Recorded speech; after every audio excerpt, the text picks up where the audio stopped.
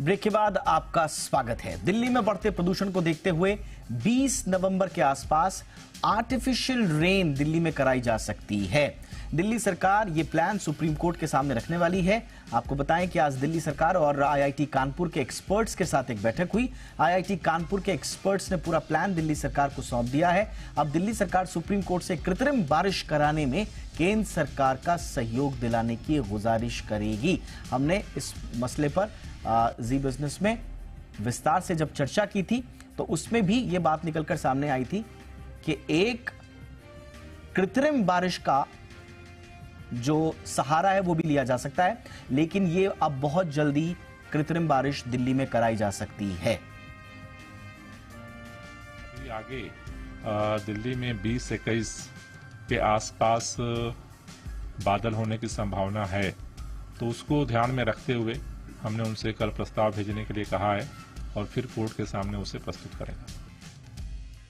अमरीश पांडे है मेरे साथ, मेरे सहयोगी। अमरीश, हालांकि ये कोई फुल एंड फाइनल सॉल्यूशन तो नहीं होगा, हमने चर्चा की थी इसके बारे में अपने शो पे, लेकिन हाँ, एक सही दिशा में उठाया गया कदम इसे जरूर कहा जाएगा। क्या प्लान्स हैं सरकार के? देखिए, सही दिशा में उठाया गया कदम और इस समय में सबसे मुफीद कदम, सबसे ऐसा कदम जिसको कि हम एक कारगर उपाय जरूर मान सकते हैं फॉर अ टाइम बीइंग, वो ये हो सकता है। दरअसल मौसम विभाग का जो अनुमान है कि 20-21 तारीख के आसपास दिल्ली में बादल होंगे। जो कृत्रिम बारिश है उसमें जो फॉर्मूला होता है, यानी कि सिल्वर आयोडाइड को एक एरोप्लेन के जरिए उन बादलों पर स्प्रे किया जाएगा और उसके आसपास वो जो मॉइस्चर है वो बूंदों में बन के फिर वो ड्रॉपलेट्स नीचे आएंगी। जो हम प्रदूषण देख रहे हैं या फिर आप जो महसूस करते हैं उसमें सबसे बड़ा जो हिस्सा होता है वो पीएम मैटर का होता है, यानी कि धूल, मिट्टी, ऐसे बड़े कण जो कि हमारे सांसों में जाते हैं, हमको नुकसान पहुंचा रहे हैं। जो बरसात होगी उससे सबसे बड़ा फायदा यही होगा कि वो जो पार्टिकुलेट मैटर है वो उन बरसात की बूंदों के कारण जम जाएगा, नीचे आ जाएगा और इससे हमको एक प्रदूषण जो हमारे सीधे हमको असर कर रहा है उस प्रदूषण से एक राहत मिलने की उम्मीद है।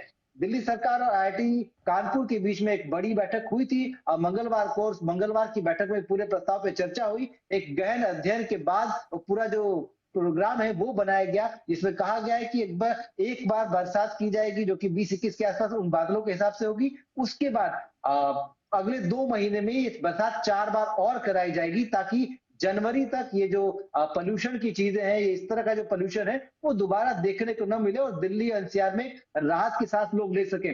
दिल्ली सरकार ये पूरा प्लान शुक्रवार को सुप्रीम कोर्ट में अपनी सुनवाई के दौरान देगी, जिसमें कि कृत्रिम बारिश का पूरा प्लान क्या होगा वो साझा करेगी। साथ साथ ऑड एंड इवन पे जो फॉर्मूले पे अपनी जो रिपोर्ट है वो भी साझा करेगी और सुप्रीम कोर्ट की गाइडलाइंस के हिसाब से, सुप्रीम कोर्ट के निर्देश के हिसाब से इस पे आगे बढ़ा जाएगा। लेकिन फिलहाल वैज्ञानिक तौर पे अगर देखें तो ये एक पॉसिबिलिटी है।